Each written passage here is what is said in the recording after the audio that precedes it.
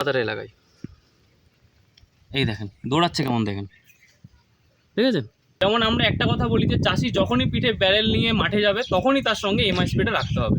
এটা প্রথম কথা, যেটা সুপার স্প্রেডার। সুপার স্প্রেডার মানে কি, অনেক সময় চাষিরা যখন ওষুধ গাছের মধ্যে ছড়ায় তখন সেই গাছটা ভেজাতে চাষির প্রচুর জল লাগে, তো সেই জায়গাতে ওখানে আপনি প্রত্যেকটা ব্যারেলে যদি মাত্র 5 ml, 3 থেকে 5 ml যদি ওষুধ আপনি ব্যারেলটা মিশিয়ে দেন, তাহলে সেটা সুপার স্প্রেডার মানে যেটা পাতায় দেখলেন, পাতায় পড়া মাত্র সারা পাতার মধ্যে ছড়িয়ে যাবে। তাতে আপনার ওষুধ খরচা কম লাগবে। মানে 1 বিঘাতে যদি আপনার 4 ব্যারেল ওষুধ খরচা লাগে, এই ওষুধটা দিলে আপনার 3 ব্যারেলে কাজ কমপ্লিট হয়ে যাবে। সেকেন্ড হচ্ছে কি, এটা একটা আঠার কাজ করে, তো সেই জায়গাতে এটা যেহেতু ন্যাচারাল জিনিস, সেটা কি করে পাতাটাকেও সুন্দর রাখে, তার সাথে পাতার গ্লেজটাকেও ধরে রাখে।